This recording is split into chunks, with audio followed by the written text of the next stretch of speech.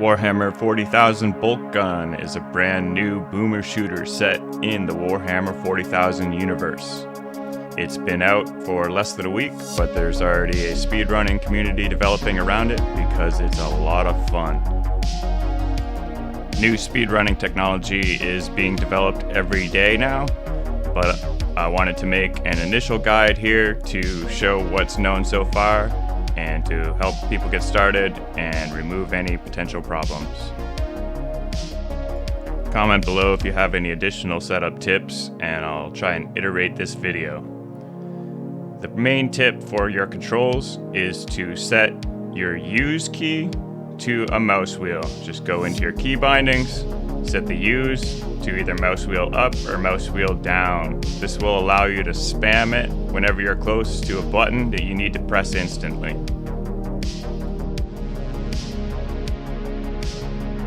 There's several options available for screen recording.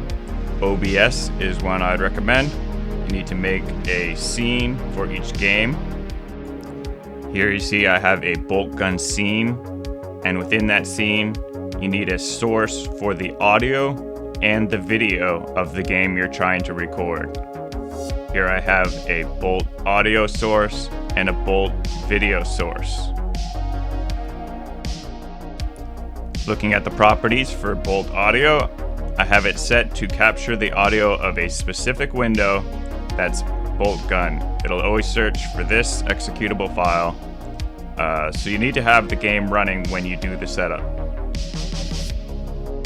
You need to go into advanced audio properties to assign each audio source to a track on your video file. In the simplest form here, you need to have your Bolt audio track isolated on a track. This will allow you to play music or an audiobook or whatever else you want on your computer without it being recorded onto the final video. Only the game audio track will be recorded.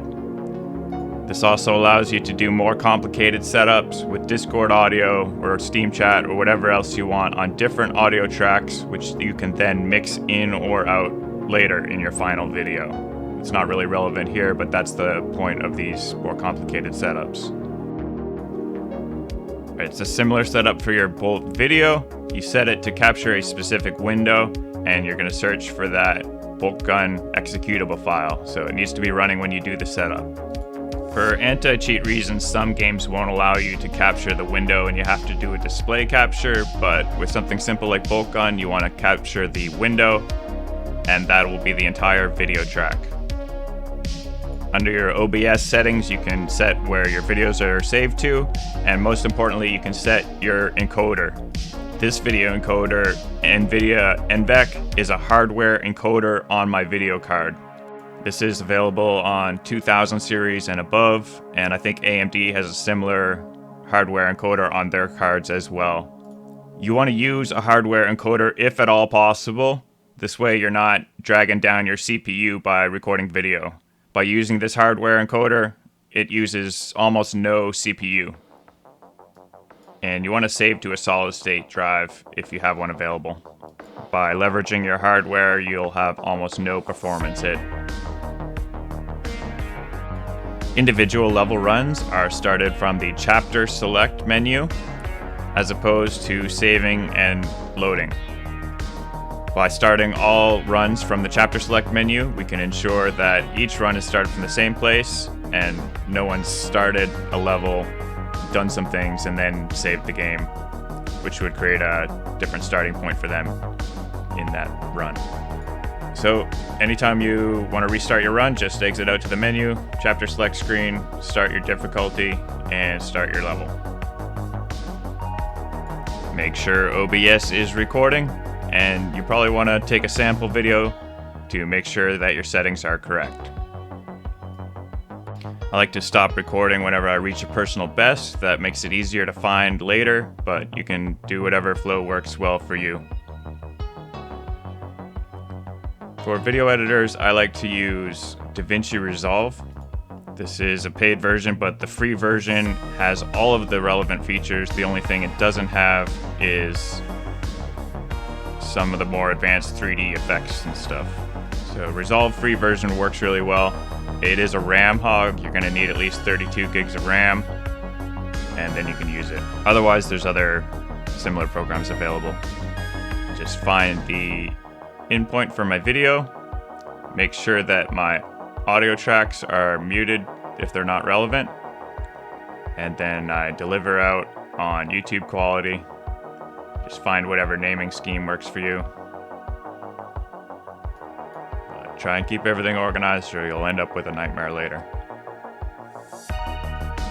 So I render the clip starting from the difficulty select, ending at the time, and then I upload that clip onto YouTube.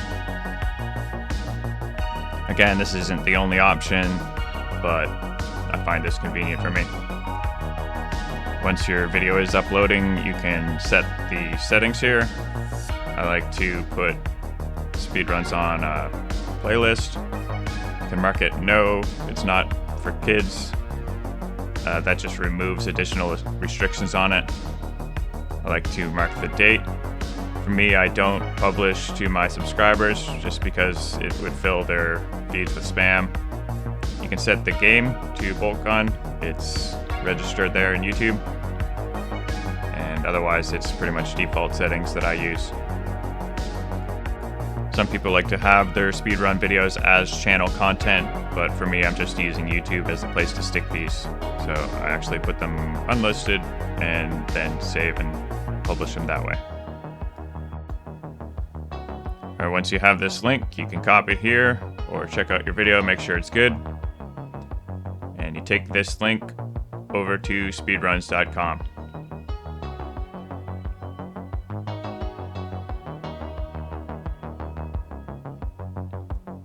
Choose your level and your category, submit your run, enter your time here. You don't need to put minutes if you don't have them, but remember you do need an extra 0 after the time for thousandths. Select your platform and difficulty and paste in that video link here. Just hit that submit, wait for approval, and that's all there is to it. You're a speedrunner.